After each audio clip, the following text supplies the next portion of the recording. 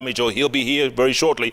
But first up, let's talk a bit of politics with Suba South Member of Parliament Minority Leader John Mbadi and Garissa Town Member of Parliament former Majority Leader Aiden Dwalin. Gentlemen, good to see you. Welcome to the bench.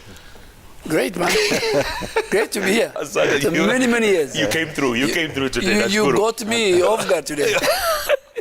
All right, gentlemen, I'm going to go to campaign financing because we talked about it earlier on, but I'll get to it in a moment. Let's start in Mombasa. Mheshimiwa, you saw the picture. President, former Prime Minister, two former vice presidents, a senator. I mean, what is going on? Somebody explain to me. What's going on? Well, Jeff, we are in the season of politics, you know that. Yes. What is going on would be best explained by those who are in Mombasa. I wasn't one of them. I can also just make guesswork as you would make. Yes. Yeah, but official communication was out that they discussed a raft of issues, national issues. Right now, you know, we have issues of economy, and the president said he can involve in national debate with national leaders. And then there is the issue of COVID. But you can't also rule out any discussion around politics. I mean, all those are political animals. Yes, we are. And Mheshimiwa, you're smiling there. So you're smiling. You know why I'm smiling is it was a very, very sad day for Kenya. The president had just assembled tribal leaders from among the 5 major tribes. That was a meeting of tribal leaders. And it was contrary to the philosophy of the Jubilee and President Uhuru Kenyatta that I knew for many years. Why do I say so? Kenya is composed of 43 tribes and people of different faith. The president assembled 5-6 guys representing 3 major communities, the Kamba, the Luya, the Luo. And Jeff, look at me in the eyes. The governor of Mombasa, nobody was represented from the coast region. The governor of Mombasa, who happens to be the deputy party leader of ODM, was not invited. But because... How do you know he wasn't invited? Maybe he wasn't around. No, let me tell you. Maybe he wasn't around. No, let me tell you. Don't assume that. They should have done that.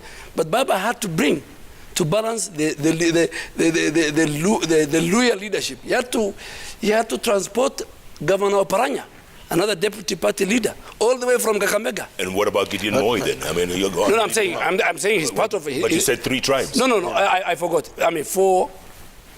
It was a meeting of tribal leaders. Okay, let me ask you. Even if you want, and you know one of the statements that came out that the president discussed with those leaders, peace and cohesion. Give me a break, man. But what's wrong with the united opposition? What's wrong with the united opposition? No, you asked me. You asked me how that picture looked like. You explained, but I'm asking now, what's wrong with the united opposition? President of a country meeting with leaders of parties which are not in government should be seen as a progressive step towards cohesion. So I'm wondering why Honorable Dwale has a problem with that. Secondly, first of all, someone like Raila Odinga is not leader of the Luo community. Far from it. Raila Odinga is a national leader. Raila Odinga leads a party that has presence across the country. In fact, as a matter of fact, Kilifi County produced 100% ODM representation among the elected leaders, from MCA to the governor. A feat that was not even achieved by Homa Bay, which also did very well. At least there were 2 MCAs who were elected on other parties. And then you kicked out the governor for some reason, but that's another story. Yeah, that's another story. And by the way, that after delivery would also be discussed very well, because you're talking to the chairman of ODM. Correct. You're not just talking to a small person in the party. Correct. So I would answer that, but maybe for another day. So I found that the argument by Honorable Dwale a bit but I'm saying this. Those were not tribal leaders. Those are national leaders. No, but I'm saying if the president was meeting the leader of the opposition, and the leader of opposition is Honorable Raila Amolo Odinga, the optics, Kenyans view that the president meeting the leader of opposition, the 2 of them, for the interest of the country is a different thing. But the president has assembled a group of leaders from various political parties representing tribal interests in organizing. And you know, Jeff, let's be very honest. I'm a very good friend of President Uhuru Kenyatta. I worked with him from 2008. I know him very well. I've worked with Deputy President William Ruto. I was part of the formation of URP-TNA, and then that culminated in Jubilee. President Uhuru Kenyatta has won 3 elections. The rank and the file membership of Jubilee today is 8.4 million, me included. It has never happened in any mature democracy. The president of a country, when he's exiting in a transition or succession politics, he might decide to have a problem who to pick among the key leaders within his party. That's what happened in South Africa. When Zuma was leaving, Zuma wanted to give the mantle to his wife, who was the AU chair. That's right. He didn't want Ramaphosa. But it's the first time, you read the history of key political parties that formed government. It's the first time, very extraordinary, that the president with a rank and file membership and leadership of 8.4 million feels he should leave that and organize the opposition to inherit and to be part of his legacy in succession. What I'm saying is, you know, the president can have a problem with William Ruto, but there are many key leaders in his party. And tell me one from CCM to ANC to the Labour Party to the Conservative to the Republican. Tell me where a president, a party leader, leaves the rank and the file, cross over the fence to look for a candidate and tries to organize the opposition, which I see they are not agreeing. But Chairman, he hasn't picked. That's what I wanted to say. That no. The president picked. At least it is not. He told them they must support Honorable Raila Odinga, and I think he was very right. That is speculative in my view, because no communication has come to that effect. I've just read it in social media, and people were purporting to know the details of what was discussed. I saw some 11 points listed. I think that must have come from Itumbi. Yeah? No, it must have come from the Hustler Intelligence Bureau. Yeah. It's a very credible. I wonder who among the 7. I wonder who among the 7 gave that feed.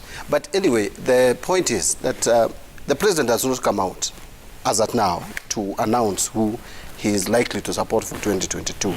We are just speculating and reading body language, etc. Secondly, he has given examples of ANC and other parties. These are established political parties. Jubilee hasn't reached that level. Thirdly, it is also being argued elsewhere that it is the deputy president who ran away from the president. The president actually asked him to hold his horses. In fact, if you could play that clip where he asked him, wait for the baton. But instead, the deputy president is running in the opposite direction. So the president was left, in my view, I cannot speak for him, but I just think that probably he was left with no option but now to look elsewhere, if he's going to look elsewhere. Yeah. Because 2022 is still a few months away. And in Kenya, by the way, coalitions that have won election or purport to have won election, like I believe Jubilee is purporting that they have won 3 elections, even where they competed alone, usually they are crafted towards a few months to election, 2-3 months. So we still have enough time. In my view, I think Honorable Duale is a bit bitter that the relationship, the cordial relationship that was there between the president and the deputy is no longer there. You know, that's a very good point. Let me ask you this. You know, 500 kilometers away from Mombasa, Deputy President William Ruto is conducting business as usual, meeting groups here and there. The question is, what went wrong? No, you know, this is the elephant in the room. Yeah. And I think the best person to answer that, or the 2 people to answer that, will be the president and his deputy. But you said you're very close to the president. Yes. To both of them. You know, and you know that is why, Jeff, in fact, you have asked me a very good question.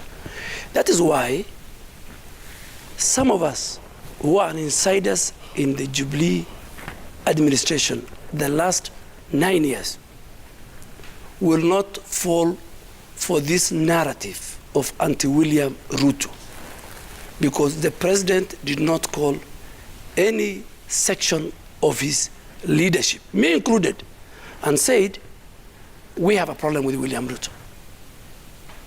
William Ruto has done A, B, C, D, and that is why he is not the right leader for our party. He's our deputy party leader. So minus that, some of us don't want to be victims of politics of deceit and betrayal. I mean, we are men of faith. We are men of honor. We went with William Ruto and Uhuru Kenyatta. I did 25 times to ICC. I was not in ICC. I was not facing serious crimes. It was them who were facing. I went with them to very many prayers. But you know, what William Ruto is facing within the context of post-independence Kenyan politics, Jaramogi Odinga went through this. Raila Odinga, the current opposition leader, went through this when he said Kibaki Tosha. The aftermath, he went through humiliation. In the Grand Coalition government, which me and Bandi were members, former Prime Minister was not treated very well. Now, the architecture of the 2010 Constitution tried to insulate that humiliation. And that's why today, the question you've asked, the president is in Mombasa meeting a cabal of tribal leaders. The deputy president is protected by the Constitution under 143. And you know, when I saw my good friend, the former Vice President, Kalonzo Musyoka, said, oh, you know, when I was the Vice President, I used to take permission from the President. You know, he doesn't know when he was the Vice President is different from the Deputy President.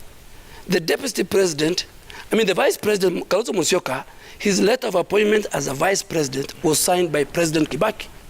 You're aware of that? Mm-hmm. But for Deputy President William Ruto, the way President Uhuru Kenyatta received his letter, his certificate at Bomas from Chapukati and Isaka San, his predecessor, William Ruto, received his certificate. They were both elected together. They were in the ballot box. So what happened, where did the rain started beating us, is history.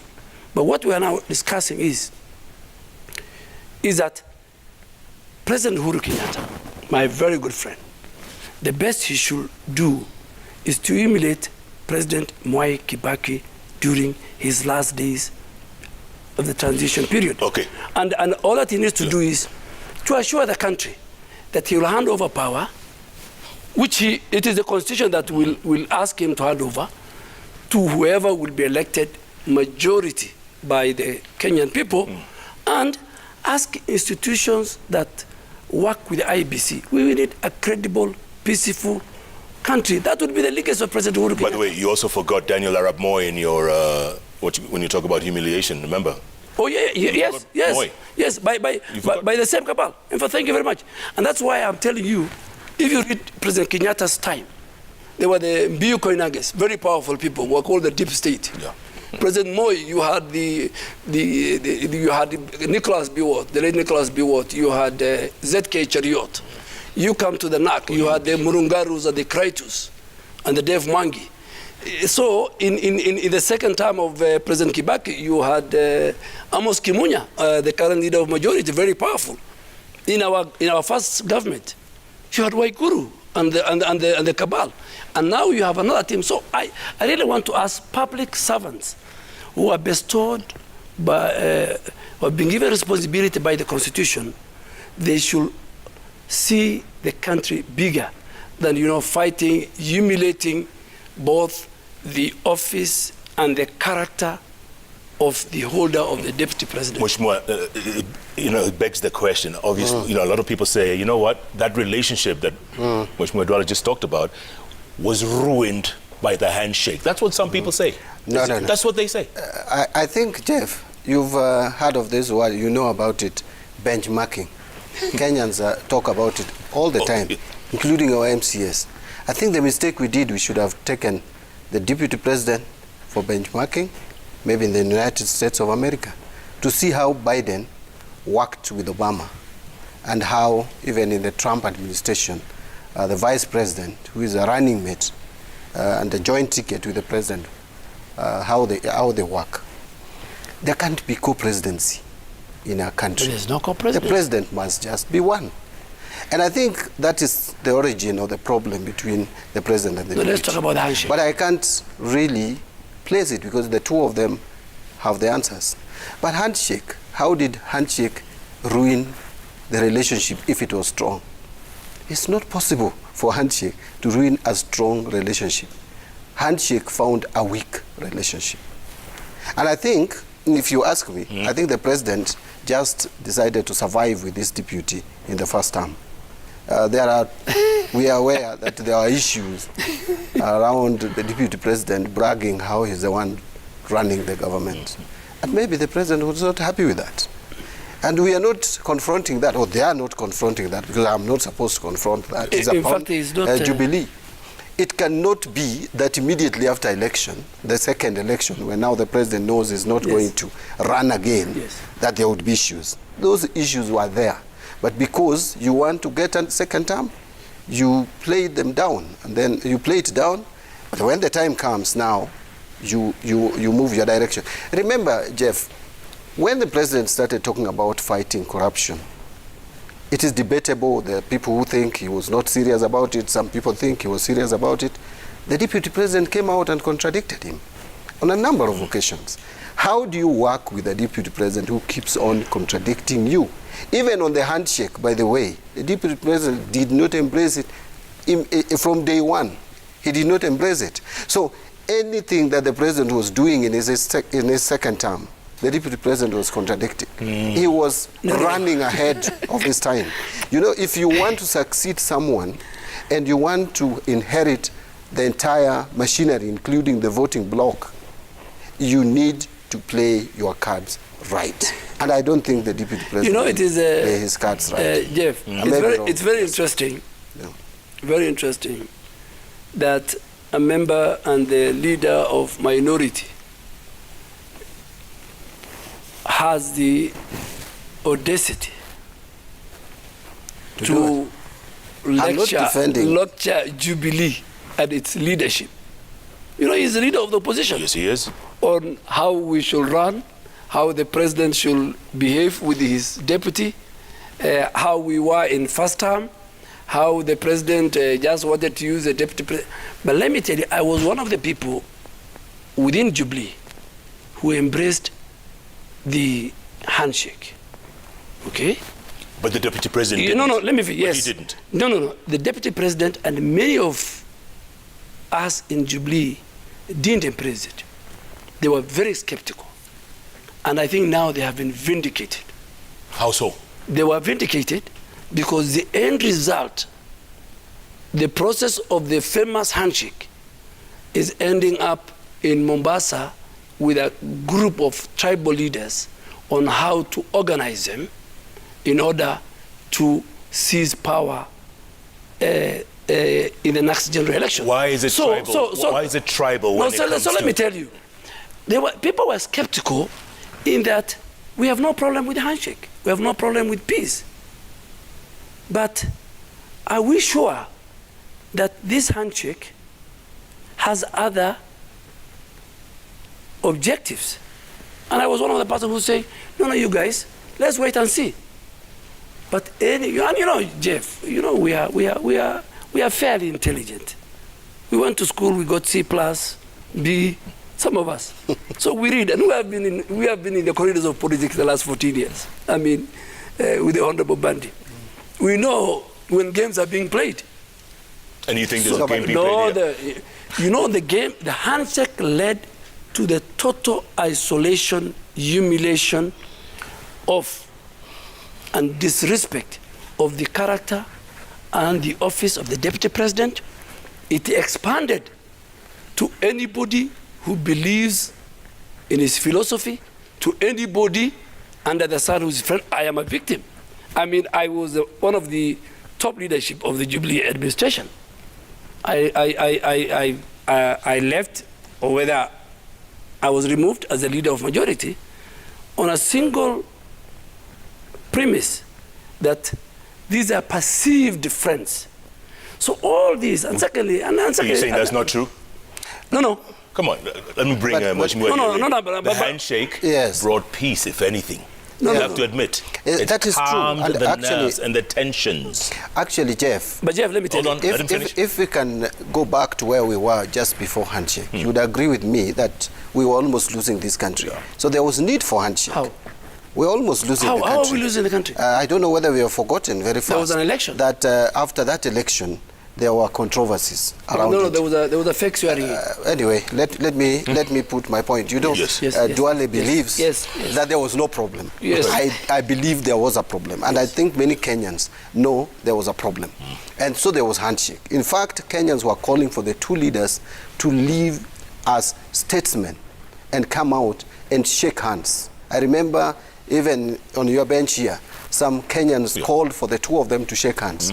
But look, Jeff, I have not said that the president was using the DP to get second term. But even if it were you are the president, and you're facing a formidable competition and a formidable opposition, and you have a deputy whom you are not very comfortable with, you can accommodate him for the time being.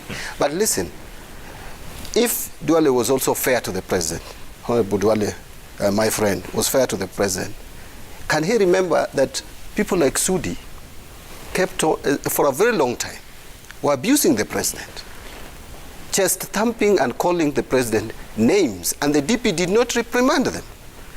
And so, but the president's side, I remember even Munjiri, who was really a strong supporter of the president, kept on saying, the problem he has with the DP is that he's campaigning early.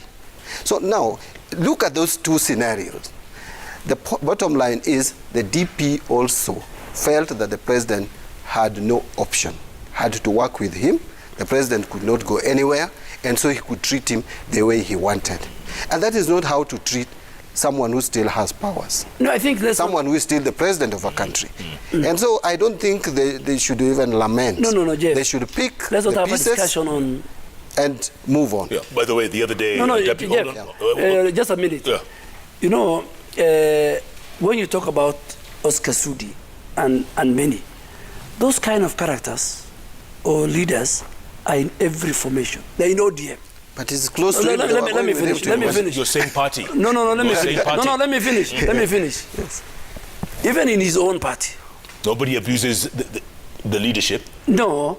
You would never think of doing that in ODM. Let me tell you, Jeff. I was among the people who were the founder members of ODM.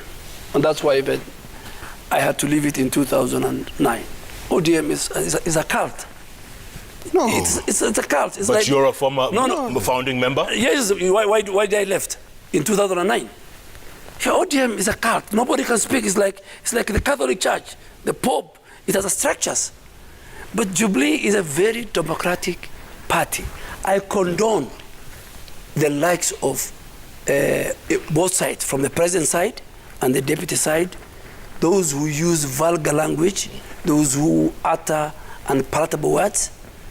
But those are found in every political formation in the country. But when you lack respect for your head of state, let me tell you, when you are a leader and you are a member of parliament, that's why you carry the title honorable. You know, it's not Jeff to tell you how to behave. The moment you carry the title honorable, you must behave it. He's a leader of majority. A minority. I'm the ranking member. Even today in the House, you'll find different types of people. That is within the political space. And I think it's upon the people of Kenya. If you start from the 10th Parliament, 9th Parliament, 10th Parliament, in fact, our standards in terms of the kind of leaders we elect, and this is the blame goes to the voters, is going down. I condone, whether it is a minor commander, whether it is Wambugu, whether it is Karini Kega, whether it's Oscar Sudi, whether it's Gladys Wanga, and Millie Odhiambo during the days when they were abusing President Uhuru Kenyatta in our first term. I mean, ODM said, Babu Owino, they said the most palatable words against the president. So whether you are in the opposition or whether you are in the ruling party, you are under obligation to respect the office and the person of the presidency. It's a symbol of unity. Chairman, but you see, my argument, Jeff, actually he called ODM a cult. You cannot easily leave a cult and leave.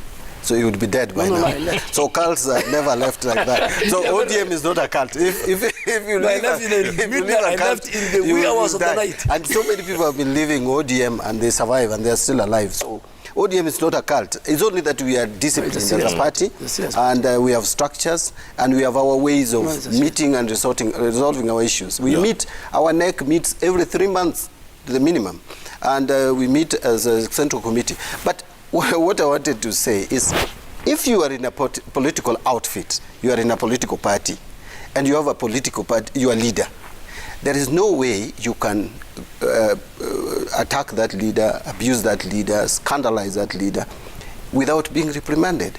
And that is what was happening. And by the way, everybody knows how close Oscar Sudi is to the deputy president. The latest proof is they were going to Uganda together. That was a trip of a selected few.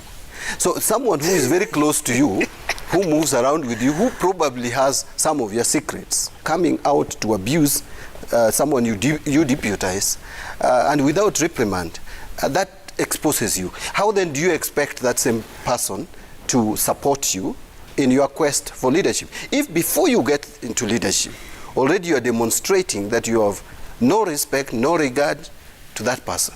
So you scare the person you expect to give you the support. All right, let's switch. And I think there are many examples we would give if there was time. I want to switch gears now. There's talk of a cabinet reshuffle. It's a year to the elections. That's what we're hearing. Well, I'm also hearing. I don't do cabinet reshuffle. Okay, let me ask you in another way. Is it even wise to think of a cabinet reshuffle a year to the elections? Well, if you ask me, if the president wanted to have more cohesive government, he would have done that reshuffle earlier than today. 1 year is short, but again, in terms of service delivery, even a month is enough time. You can offer some services. If the president feels that he needs some order into his cabinet, which he should have done so many months back, he can do it. I don't know whether it would realize its objectives now. In my view, it's a bit too late. Yes, in the day. Yeah. Cabinet reshuffle? Yes. When the president has a prerogative under the Constitution, even to reshuffle 1 month to the end of his administration. But it's not good practice. But you know, the headlines of the cabinet reshuffle, these are baits for the opposition. To do what? These people really want power. They're hungry. No. So these headlines is that because you have to, the president now, all of a sudden, and I know President Uhuru Kenyatta, and I think he must listen to very wise counsel, which he's not listening to of late. The president is busy trying to manage a very disjointed opposition. In fact, let me agree with Honorable Bandi. The only serious political party that has existed since 2005 is ODM. And then he calls it a cult? No. I mean, Are you speaking from both sides of your mouth? No, let me tell you. You can have this building existing for 50 years, but this building, inside it, there might be different things. So I'm saying, in terms of us who formed URP and TNA, and felt these are tribal parties, let's form a more national party and form Jubilee. We should have learned from ODM in terms of having one political party.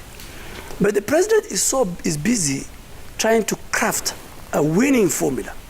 And you know, the only time this kind of a scenario happened in Kenya, the victim was President Uhuru Kenyatta himself.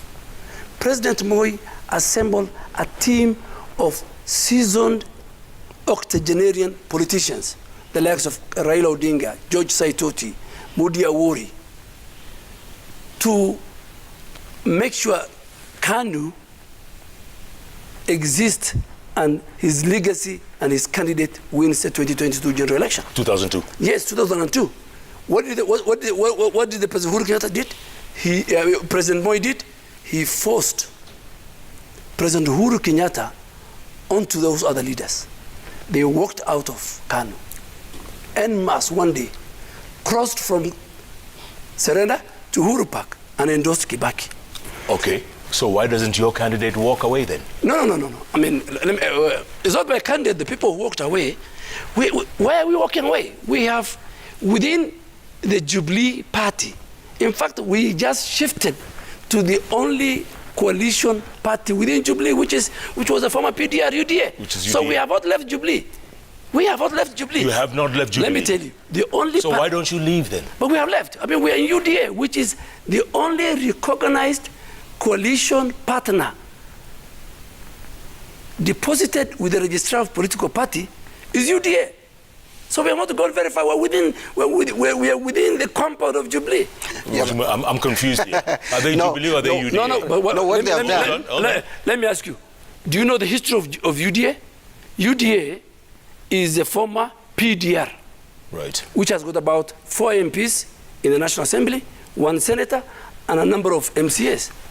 This was the only party that had a coalition agreement, a sister party to Jubilee. Okay. So when we were kicked out of Jubilee, we were told you are persona non grata. The deputy party leader was told, Jeff, you live in Kenya. I mean, you didn't come yesterday. William Ruto went to Jubilee House. He was told, get out, you are not. By people who are not even elected in the party. So we said, fine, you guys kick us from the main bedroom. Then we went to the next room, you know, the guest room, the downstairs. I'm sure where you live, you have a guest room. So we are there. I don't, but we are there. Jeff, yes, sir. Just 2 things. First, I want to correct that we are not interested in cabinet positions. If Kenyans will be appointed who are affiliated to ODM, so be it, because they are also Kenyans. Absolutely. But if we wanted to form a coalition government, we would have done it.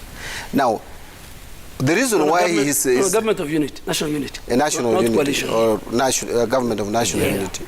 But look, but you could also be in a coalition. I mean, we could leave NASA. We could lose NASA coalition and go. You lose a minority. Of course, we would lose those seats and we become part of the government. But we didn't want to do that. You really now, want FAD? The issue that is trying to bring of being in UDA, being in Jubilee, not in Jubilee, is for legal issues, so that they don't lose their seats. But basically, they are out of Jubilee. Why?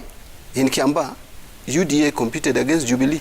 You cannot be in Jubilee and compete. It was a friendly match. So the bottom line is that these are 2 political parties, 2 political outfits, competing in an election so viciously as they did. So the UDA is not in Jubilee. Let nobody cheat you. What is that, an own goal? ANC? No. They competed ANC and the... No, that is, ours is a coalition. Jubilee is a party. Yeah, Jubilee is a party. Ours was a NASA coalition. And you cannot say ANC is in ODM. No, they are not in ODM. So yours is an animal that we don't understand. Probably we are struggling to understand. Can they make us understand? Let me say, I'm confused. Let me say this. We were in a NASA coalition with Ford Kenya, ANC, Wiper, and CCM. CCM left. Let me give him a good example. But they didn't leave officially, and ODM. By the way, is NASA dead? No. NASA right now is, but it is not officially dead. We have pronounced that we are killing it, but we have not communicated the burial of NASA. And the death certificate? The death certificate has not been issued because it has not actually, but it is not there. Now, where theirs is confusing is you cannot have a Jubilee as a party, and then you call UDA in Jubilee. You should have said that UDA has been in an arrangement with Jubilee.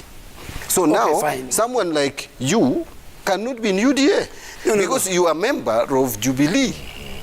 Honorable Duale was elected on Jubilee ticket, not UDA or not PDR. Not Jeff. So he cannot be in Jubilee and be in UDA. In fact, even if you go to the register of political parties, if you are a member of Jubilee, you cannot be a member of UDA. That is the truth. That is the legal. And yet UDA is operating out there. And No. Jeff, let me tell you. And let me take my good friend. You know, we joined Parliament at the same time. And we were both of us ODM. Yeah. And when we disagreed, when we disagreed fundamentally, ideologically with the ODM, we left ODM, led by even the deputy president, and formed URP in 2010, 2011. So I know this political terrain more than anybody else. I'm a member of parliament 3 times in 3 different political parties. I was elected on ODM, I was elected 2nd time on URP, and I was elected 3rd time on Jubilee, and now I am on my way to a to a friendly Jubilee party called UDA. Jeff, I'm confused. Jeff, can I tell you something? Can I tell you something? Let me finish. Let me finish. I'm the complete opposite. No. Jeff, I'm the complete opposite. No, Jeff, I'm the only member of National Assembly. Jeff, now hold on. I'm the only member of National Assembly who has been elected in 3 consecutive elections on one party ticket. You know, only one. No, but Jeff, only one. You have not finished. Because he has no choice. No, which choice? No, what do you mean? Choice. I mean, other people. No, but let me finish. Honorable Bandi has no choice between 2007 to 2017 because minus a party called ODM and a leader called Raila Odinga, his political insurance certificate lies with ODM as a party and party leader Raila Odinga. But where I come from, my friend, it is not the party dominance. It is the leadership credentials.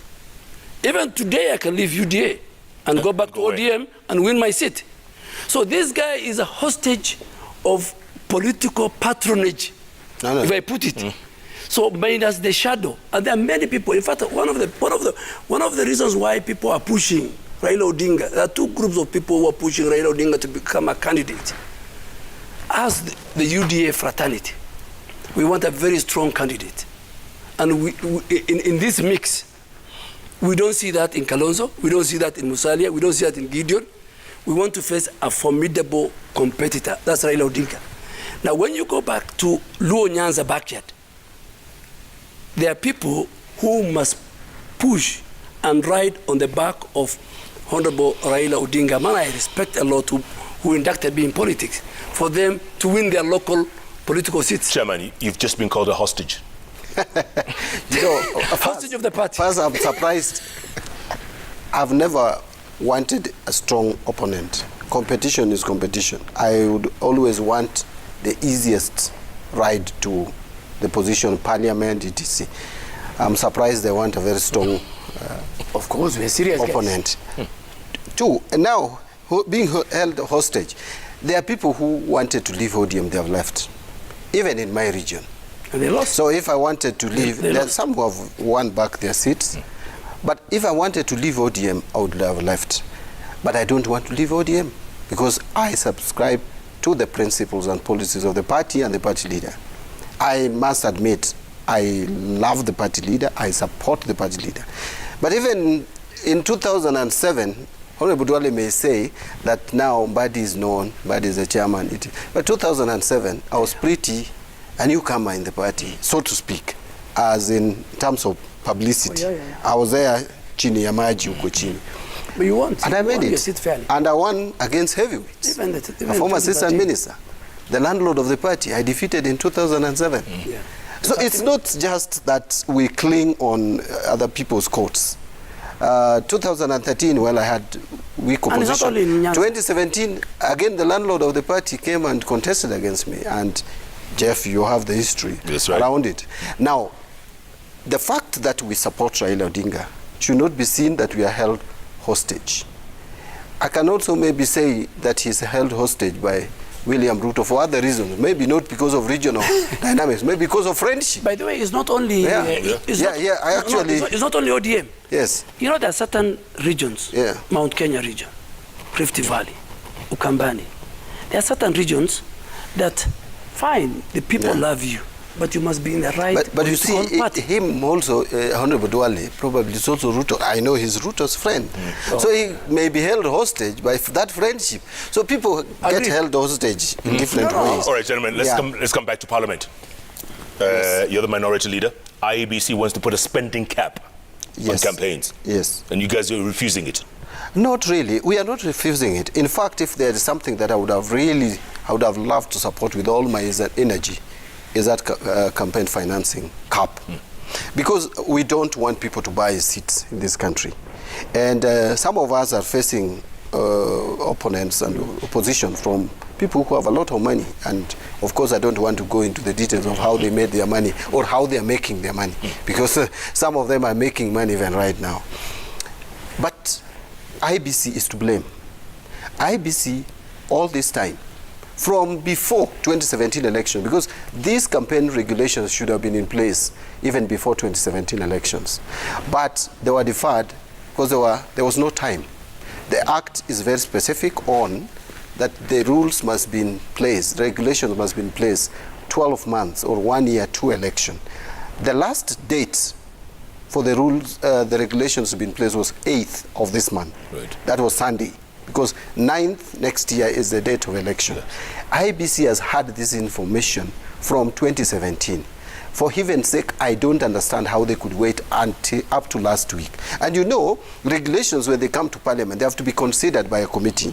That committee has to make a recommendation. They could have even rejected some of the provisions of the regulation, which means they had to go back to IEBC. So I think IEBC, for some reason, did not want these regulations to be used in next year's elections. And therefore, they did this deliberately, in my view, because they have lawyers, they have legal team in IEBC.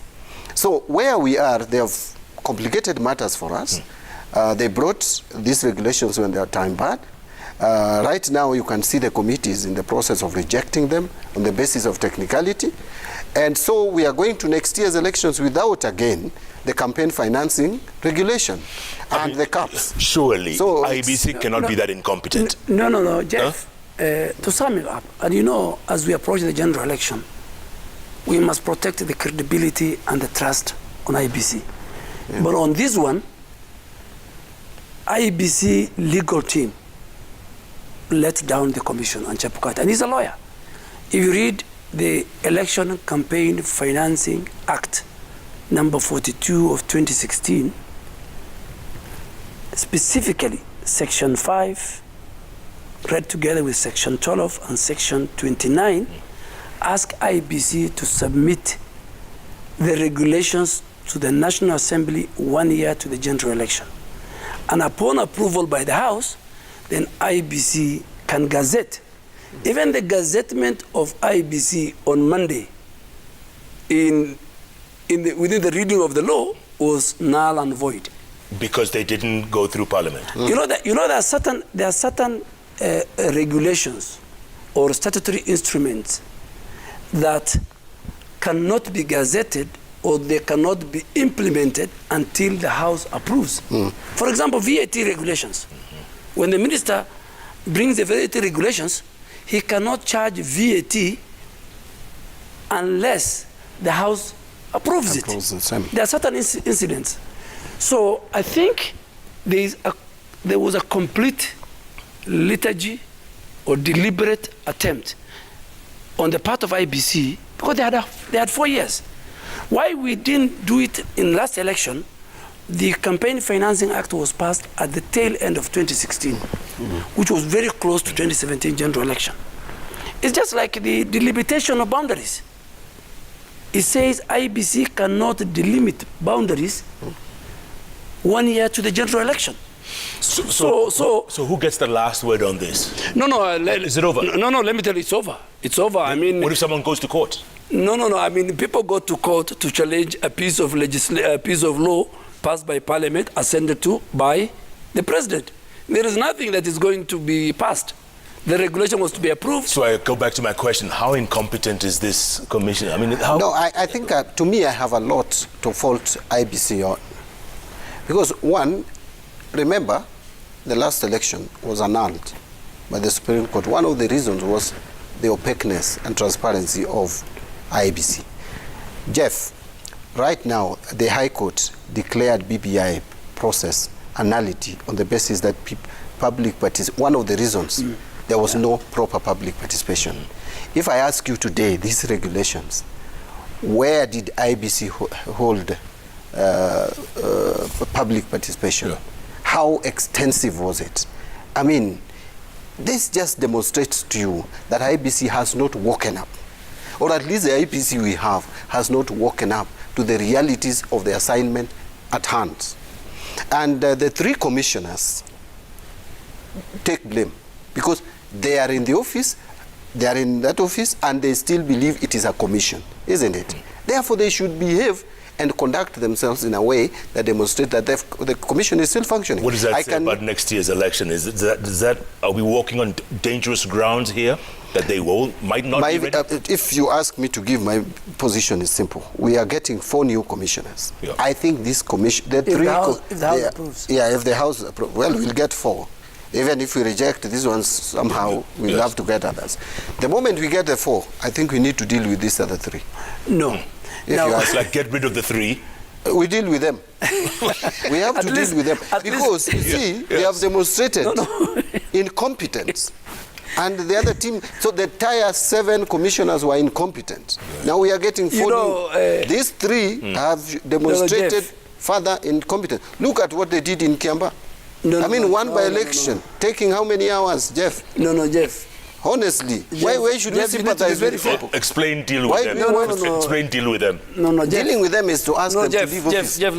Jeff, and have other people come in. Let me come here. I'm very happy that my leader tonight, has declassified what ODM and cohorts are discussing behind. No, I've not discussed this with anyone. Let me finish. It was his opinion. No, let me finish. To put a disclaimer. Jeff, I haven't discussed this with anyone. Can you be fair? I am just giving my opinion. I have the floor. That was his opinion. No, I have the floor. No, I was just clarifying that is my opinion. I have listened. Yes. I have listened, so listen to me. The viewers want to listen to me. Yeah. ODM have a history of punching and blaming IEBC. IEBC, they don't vote. IEBC is a referee. IEBC, they're the arbiters. And ODM and even other quotas wanted to remove Chebukati and his 2 colleagues the last 4 years.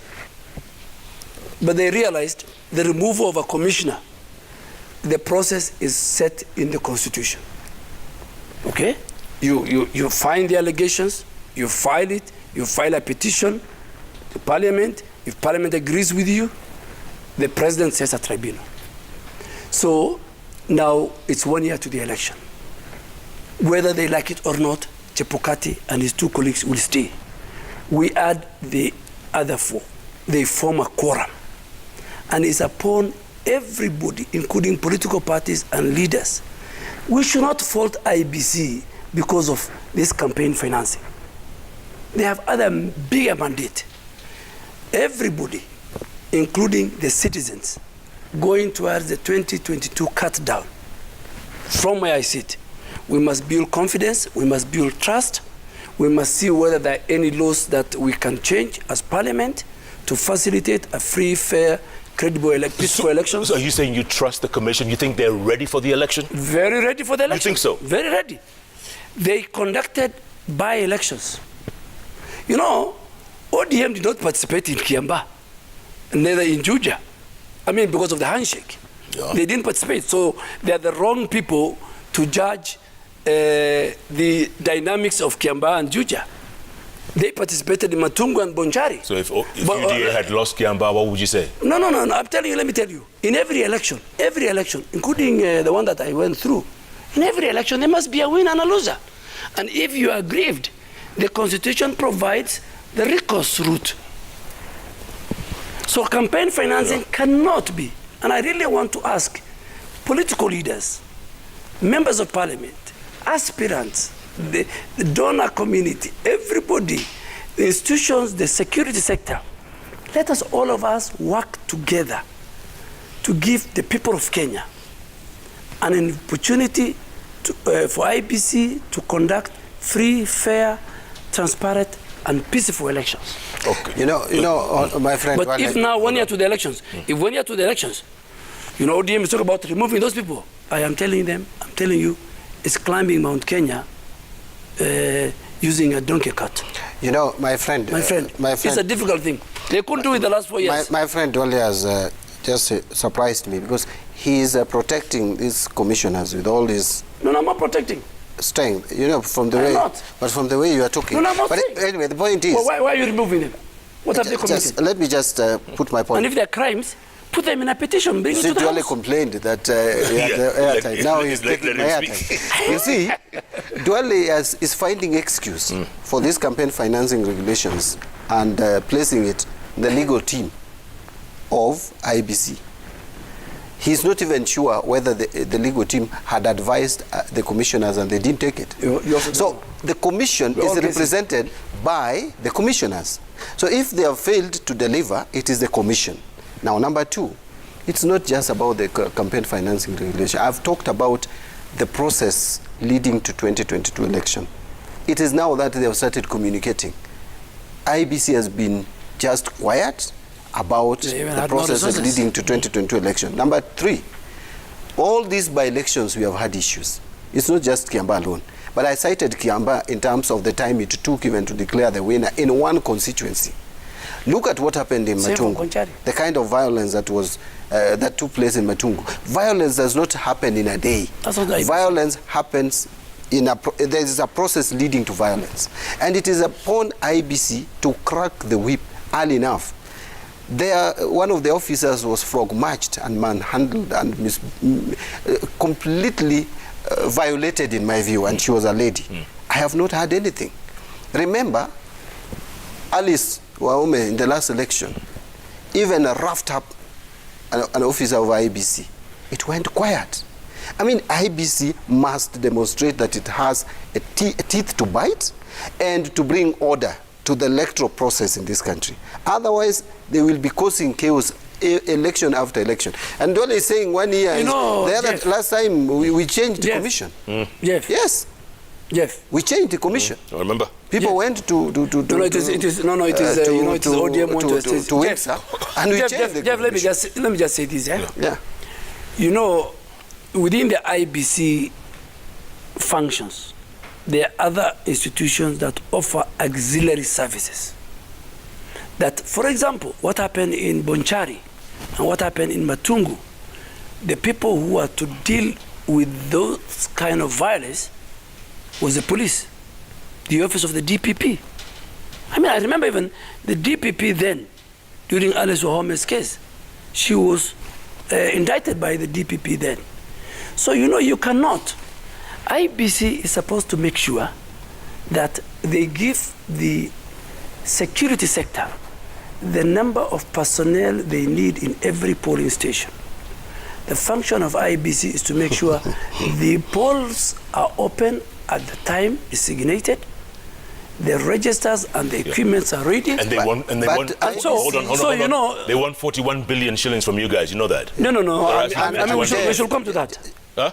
Jeff, you know, we should come to that. And I said, if IEBC wants 40 billion, the people who appropriate funds in Kenya is National Assembly. IEBC is oversight by a committee called JKLive that takes their proposal to the budget committee. Tomorrow, for not even next week. Tomorrow, that committee, and we said yesterday with the honorable body, they should call IEBC, tell them, convince us beyond reasonable doubt, itemize how you want to spend the 40 billion. If they convince Parliament and they get the money, then once that money is being used, it's again for an independent office of the Auditor General to confirm. Do you know, Jeff? You know, we have IEBC has powers within the law to deal with those who are violating the election laws. You're saying they have no teeth? They have the powers. Toothless? They are not using it. It's not about the police using the police. They can, through IEBC, Mbadi can even be disqualified as a candidate. That's before. So if now, before the election. If now the security apparatus is not effective. Why can't IEBC use the other laws? You know, we are used to the narrative of ODM and cabal going to the streets, changing every time they think they can't win an election, they want to deal with the referee. You know, you are a football fan. Yes, I mean, I much. watch football. Yes. I mean, I lose. I mean, one time Man U was doing very badly. Last season we did a bit well. We were at the top. Top. Now ODM, every time they're in a corner. I mean, you know, you can't win elections by fighting the referee. IEBC don't vote. No, it's the people of Kenya who vote. Okay, let's switch gears. Let's switch gears. Jeff, I have to answer that. Go on. Supreme Court of the Republic of Kenya. Then you go to Supreme Court. Found that IEBC did not conduct 2017 elections in a credible, transparent manner. How come they enough didn't? said, and they we are not just refusing to accept. And how come they if the elections... Ask him how come they didn't go for the rerun? Yeah, but because it was the same referee. I mean, if it has been found, if it has been decided that the referee did not conduct, or rather, manage a football match, do you expect the same referee to again go and officiate? So you want to choose the referee? So we not to choose. They want to choose the referee. No. That should be given to them. No, Duale, just have some order. Yes. You see, we were not calling for choosing of the referee. We were calling for leveling of the playing ground. You can't go to a football match where you already know the outcome. Can I be magnanimous? Yeah. Can I be magnanimous for once? For once. Pardon? I speak for UDA. Go on. I want ODM to produce the chair of IEBC, remove Chepokati, get all the commissioners, get all the returning officers. We will go to the people and we'll beat them in that election. You know, that is the same language that Ruto has been saying, but he has not proved it. Which election has he won as a presidential candidate? This is the first election he's going to contest as a presidential candidate. Which election did you win? Which election? You guys won. We have won many elections. Which was presidential? They have been stolen from us. We have won elections in 2007. We were with you. We were with you contesting those elections. No, 2007. Yes, we were with you contesting and protesting the elections, and including your boss Ruto. No, I was only in 2007. Who actually was very wild about the outcome of that election. In fact, one of the reasons for the disagreement between Raila and Ruto was because Raila accepted to work with the Kibaki. Let me tell you. If you're saying we have not won elections... No, you have not won elections. 2007, we were with you saying we won elections. Today, because you are in UDA, we didn't win that election. I'm a man of faith. Hold on. Let me ask you this. You said you won 2007? Yes, we did. And? 2017. And 13? 20. In fact, 13 is when you came very close. Not very close. Because the difference was 8,000 to the 50+1 mark. That is the closest ODM and their leader have come to winning elections. In 2007, I was in that group. So you're saying... by the way, I was... So saying Ruto would beat Raila if the election were held today? If elections are held today, and if elections are held in 2022, Ruto will beat Raila by a very big margin, 2 million votes. And you have interviewed me a number of times, and all what I say come to pass, including the issue of the village politician. What do you say? No, a lot of things he said have not come to pass. But anyway, I don't want to get personal here. You see, let me tell you. No, I'm saying me and outcome of elections are not known until when the elections are conducted. But as far as I'm concerned, I don't know how he has come to that conclusion. Because if you asked me, if I had time with my statistics, I would tell you it's very difficult for Ruto to win this election. The way we feel... By the way, let me tell you, Duale, Yep. you know, let me tell you something. This chest thumping and thinking that you can win an election on your own, and you call other people tribal chiefs, this country, the way it is, parties have strengths in some regions. Yeah. That is why you people thought that Ruto had made inroads in Western. What did he say himself? That munakula pesa yangu, ikifika kula, hamunipati kula. So you see, Ruto, that is what he will realize in 2022. Ruto has been a candidate. No, but that is what he said. No, he said it. Finished, why did he say that when he went to am I quoting something that has not... Can I no, it's true. It's true he said that. So, in 2022, after 9th, at night like this, on 9th August 2022, is when Ruto will know that so many people are eating his money and probably not telling him the truth. Can I give you an example? They thought they had made inroads in Kisii. We had a by-election in Kemakoma ward. What did they do? Yeah. They went and picked our candidate, a former DO. Picked him, very popular candidate.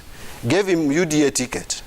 We picked alternative candidate and beat him. In fact, their candidate was number 5. You know, Jeff. So let me tell you, these things, these theories around Ruto being so popular, Jeff. it is not the case. It is not on the ground. It is here in the streets and in the social media, led by Tumi and others. They will realize that. But you're not asking me. Jeff, be very fair. You ask me, will Ruto beat Raila? And you let me say, I've answered, but the next question you should have asked me, how? No, we don't need to go into because that's speculation. No, let me finish. That's speculation. Let me finish. Speculation. Let me finish. For him, you asked him how, and he gave you a very pedestrian argument of some words. William Ruto has never been a presidential candidate. This is his first stab on the presidency. His candidate lost elections, not once, not twice, not thrice. But not to Ruto. No, you know that is that's a pedestrian. Okay, that's speculation, Chairman. That's speculation. Let me finish. Let me not lose my thought. You're losing my thoughts because you're speculating. No. These are facts. They're not facts. You don't know. William Ruto has never stood for a presidential candidate. His first term is 2022. It's a fact.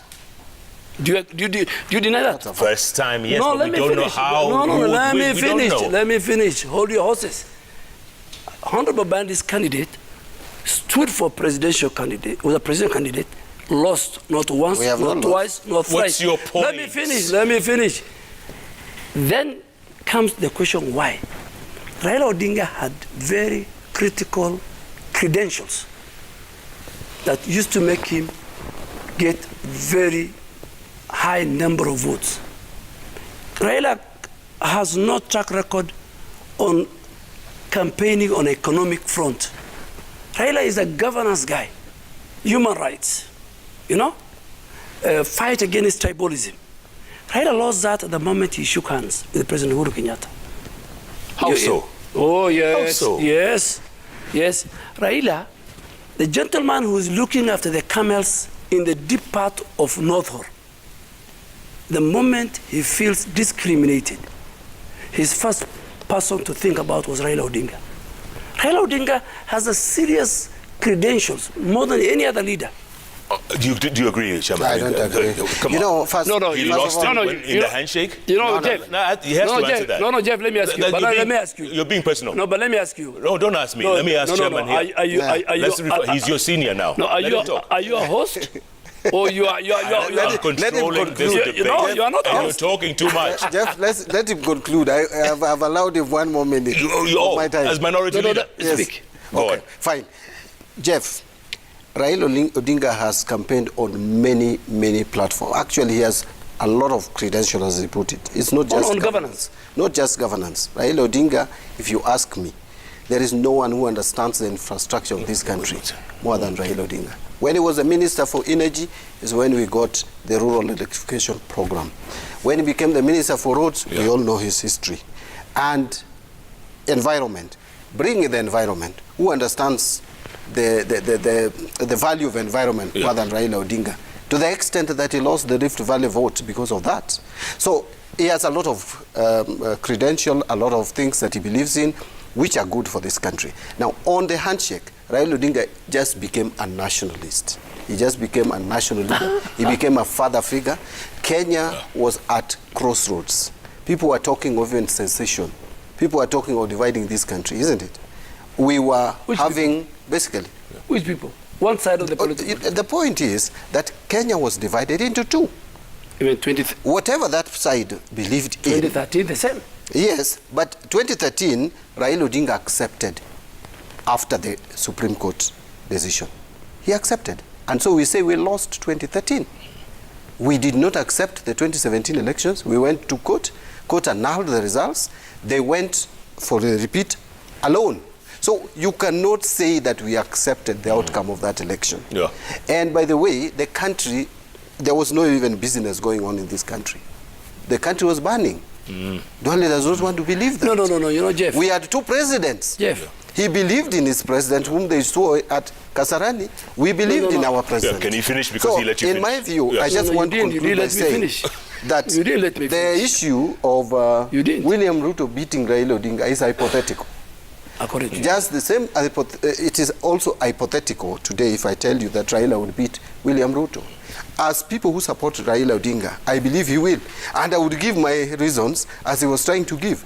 But you said that is speculative. Let's leave it at that. The point is we are going to 2022 election. You need friends, you need alliances, you need coalition. This country, let nobody cheat you that you can chest thump, that you alone as a leader, you can win presidency on your own. You need other people. Because parties are, the strength of political parties in different regions are varied. Let me tell you, if you go the credentials. If you go to Lower Eastern, you will find that Wiper is strong. You cannot wish that away. We have listened. Let me tell you the credentials of William Ruto and why William Ruto is the man to beat. You're talking for him now? You're a spokesman? He's talking for Raila. So why do you have a problem when I speak for William Ruto? Go ahead. Why? Why do you have a problem? Go ahead. He's speaking for Raila. I mean, he's speaking for Raila. Okay. You have a problem, he's speaking for Ruto. Go ahead. And I thought I'm here to speak for William Ruto and you did. You are. That's why you invited me. Carry on. So give me my space. I'll tell you why William Ruto is a man to beat in 2022 general elections. William Ruto has a track record. When he was the Minister for Agriculture, all and sundry knows the kind of reforms he did at the Ministry of Agriculture. When he went to the Ministry of Higher Education, as a Minister for Higher Education, where he was transferred by Honorable Raila Odinga. By then we were on his side. He did a marvelous job. This thing you hear today of technical institutions, the reforms he did in our universities. So for the first time, even the backlog, you used to stay 3 years for you to join university. It's William Ruto who fixed that problem.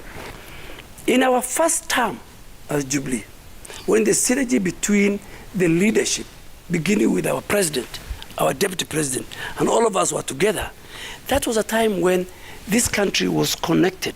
Citizens, over 5 million citizens were connected to electricity. That is a time when each and every part of this country, serious road infrastructure were done with the help of the president. That's the time when SGR was built. That's the time when our port reached the 1 million number container. That's the time when the free maternity health care took place. And who's taking credit for all that? No, let me tell you. No, just hold on. SGR, free maternity, who's giving credit? No, it's, by the way, let me tell you. The credit goes to the Jubilee leadership led by President Uhuru Kenyatta. Of which you were part of? Which I am part of. Maybe you are still, No, which I am part of. When we came to the second term, and we had got 4 key issues, which were to be the serious legacy projects of President Uhuru Kenyatta, and we wanted to use it as our springboard for 2022 election. Housing, manufacturing, universal health care, and I think agriculture, so that we turn from the rain-fed agriculture to irrigation. Get to your point. What happened, my friend? The handshake, the BBI nonsense took the center stage, and the whole focus was lost. And so you say the handshake destroyed everything? My friend, the handshake has not even unified this country. Today, Kenya is more divided. I can tell you. Today, Kenya is more insecure. Mheshimiwa, do you agree with that? No, I don't. Of course, if before he speaks, the person you want to confirm whether what I'm saying is true is the architect. No, but he's also of the handshake. You should ask another Kenyan. This is the man. He's the architect. That question you should ask yourself. No. Listen, listen, you see, Jeff. John Bandi. I don't know. This guy is my very good friend. He's my friend. But you see, Jeff. That's breaking news. John Bandi is the architect. Of the handshake, of course. No, he's the right-hand man of Papa. The way I'm the right-hand man of President Uhuru Kenyatta. Both the president and Ruto both. Well, it's true. I'm close to Raila Odinga. One as minority leader, I'm the chairman of his party. I'm a member of parliament in his party. He's my friend. But you see, Jeff, Duale has said so many things about what Jubilee One did. A lot of it is also debatable, but it should also remember that is also the period that this country borrowed more than any other time, and expensively. Agreed. And expensively. I don't deny. Commercial loans at 8%. I don't deny. That is also the time we got so much promises which never were realized. Including the laptop. Including the laptop. Including the stadium. We didn't get those. That is also the time we feel that SGR was built to nowhere, because, I mean, what benefit was it bringing to the country? Why is nobody respecting it? But now, you see, we want it to be pushed to where it should have gone. If you want SGR to help this country, where is it now? It should go beyond where it had reached. But where are the resources? You borrowed until there is no more space to borrow. I agree with gentlemen. On the issue of health and many other things. Let me tell you, William Ruto, what he's saying today that he would want to do, he should have done in the... No. Let's assume that the handshake, according to what they are saying, has destroyed. Of course, we'll do the four pillars. What did he do in the first term? The Galanda Kulalu, the agriculture that is talking about, the rent-fed agriculture that they wanted to eliminate. Galanda Kulalu was started in 2014, my friend, Jeff. 10,000 acres. Where is it? No, money has been stolen. And in the first term, not this term, nothing has happened in this term. Under his watch, he was the majority leader that time. He was the minority leader. No, I wasn't the majority. He was the minority leader. No, I wasn't. He was supposed to raise it. I remember. All right, gentlemen. We talked about Galanda Kulalu forever. We're going to go to some feedback, and also we have another guest coming up shortly, so stand by. There's our guest right now in makeup. His name is RMD, Richard Moffitt Damijo. He's coming up, Nollywood's finest, a living legend, no doubt. He's coming up. Gentlemen, we can talk all night, you know that. You'll invite us another time. But let's get some feedback first as we stand by. Oh, okay. Tweets are so thick and fast. Chris Sunday says, Honorable Duale, can you please apologize to the nation for referring to the Catholic Church as a cult? No, I didn't say that. You said ODM is I said ODM is a cult. Yes. But I say sometimes you can run a political party within like the structures. So you didn't say the Catholic Church is the cult? No, I didn't. I can't. The Catholic Church is very close. You know they're going to be repeating that clip. The Catholic Church, in fact, is in terms of tenets and everything, is very close to the Islamic faith. I have a lot of respect for. Can the two gentlemen expound on deportations? Yeah. First it was Miguna, then recently Harun Aiden. I can talk about Miguna, who is a Kenyan. This other guy, I don't know him. Who is this? I mean, Kenya should not just allow shadowy people around also. That one I cannot even talk about. But Miguna I can. Because it is unfair. About Miguna should be back in this country. Oh. And we have said it many times. Yeah. Yes. Which one? Harun. Yeah. Harun, in fact, the Minister of Foreign Affairs, the Minister of Interior, the Immigration, they should tell us where Harun is. They should tell us. I don't know whether he has left. I don't know whether he's around. And today, you know what? The price of fake news and for government not to act correctly, when they call this guy a terrorist, it's not a joke. Today, the U.S. government has given an advisory opinion on its citizens and the region that apart from COVID, there's an emergency of terrorism. You know, you can't play around with the word terrorist. This is the same person, the same government has given a work permit. But to cut the story short, I'm asking you, where is Harun? We want the police to speak to tell us where he is. We want foreign affairs. But let me ask you, Jeff. Let me ask you, Jeff. How come Duale knows that this guy is Jeff. not a terrorist? I don't know. Jeff, let me ask you. The government has said he is. To be very fair to the citizens of this country, because we are not a banana republic, the police, the immigration, the foreign affairs ministry must tell this country through a press statement or a press conference the whereabouts, the story behind this gentleman called Harun and where he is. We even don't know, is he in police cell? Is he in Uganda? Is he in Turkey? You know, government cannot keep quiet on a very serious matter like this. Did you read he was deported? They said the deputy president apologized. But the same people say the deputy president doesn't speak for government. So that's why I don't... But he sent him an apology on Twitter. So from where I sit, this is the same deputy president. The same people in government said he doesn't speak for government. No, he was speaking in his own capacity. Please tell the police and the foreign affairs. All right. In fact, I'll raise a question in Parliament on the whereabouts of this man. We need to know. Okay, MP Kimani says democracies around the world must be wondering about Kenya's state house. No. It's unheard of for an outgoing president planning, supporting, organizing his political opponents to succeed him. You mentioned that before, didn't you? Yes. The same thing you said, right? Yeah. It's never happened. Tell me one country. Okay. Galia Prit says politics is about seized opportunities and missed opportunities. I'm impressed those at State House meeting in Mombasa are seizing this one. No. They never seized. They never agreed. What do you mean? They have egos. You know, let me tell you, the moment you use the tribal card for you to win the next presidential election 2022, you have lost. But we are very tribal. Come on, let's face it. We are a tribal. That's what Moi thought. And let me that the people have egos, that they would not come together. They came together, and his candidates. But you know what? No. Two was different. Why? It is Moi who messed the succession metrics.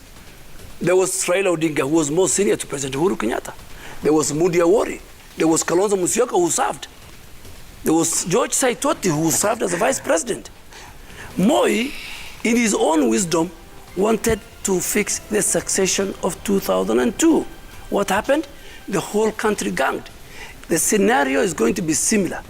You assemble a group of tribal chiefs, the country will gang against tribalism and ethnic politics and ethnic mobilization. Take that to the bank. All right, Chairman, you get the last word. Go on. You get the last word. I want him and also, don't interrupt. I want him also to take this to the bank. That if you think that the country will rally behind you and you are an individual who is not known to be uniting the country previously, that you think just by saying there is a so-called hustler nation, that people will follow you like goats and sheep, and then talk about bottom-up, which many of your lieutenants don't even understand, and you think people will follow that. Wait for next year. People want to be safe in your government. You must demonstrate to them that their interests will be taken care of. Let me ask you a question. That's it. That's the final word.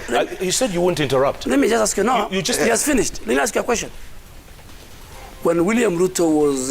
Are we going to go into a whole history? Okay. No, when he was in ODM, he was a good guy. He was part of the Pentagon? Yes. He was second to Raila, one of the key guys. I was with him in ODM. He was a good guy. When he was with the President Uhuru Kenyatta, we formed URP-TNA and March, he was a good guy. Could answer that, but tomorrow, because even as we are going to form coalitions, tomorrow if William Ruto... Now I like that. Yeah. They are going to form coalitions. No. With tribal chiefs? No. Not tribal chiefs. With the tribal chiefs? No, let me tell you, by the way. With who? You allow me. If William Ruto today, or these guys join us, for example. You saying ODM? Yeah. Let's say, for example, politics. Let's say, in case even we form, ODM will start praising. It's not good. Well, that's politics. That's politics. ODM is a big river. They join us. Would you work No. Would you work with UDA? No, that is for the party to discuss. Can I challenge them? Would you work with ODM? It may be difficult, but... Can I challenge them? It will be difficult. Can I challenge them? The tribal chiefs that met, let them raise 135 or 140 members of parliament that we raise at Karen. These are people who are streams. All right, gentlemen. The big river is the UDA. It's a year away, my goodness. It's good to see you. I'm lucky you did not come back to the bench, huh? You must come back, Chairman. Yeah, but you didn't give me orientation. I'm a mono. Yeah. Don't get up yet. No. We're going to take a break. We need to take some pictures as well. Yes. So let's take a break. Come back. Keep tweeting at Koinange Jeff at I'm a mono on the bench. I'm also... We're coming back with Richard Mofidamijo, RMD, in the house. Stand by for that. It's going to be a treat. Stay tuned. This is Jeff Koinange live on Citizen TV. Back in a moment. Bye.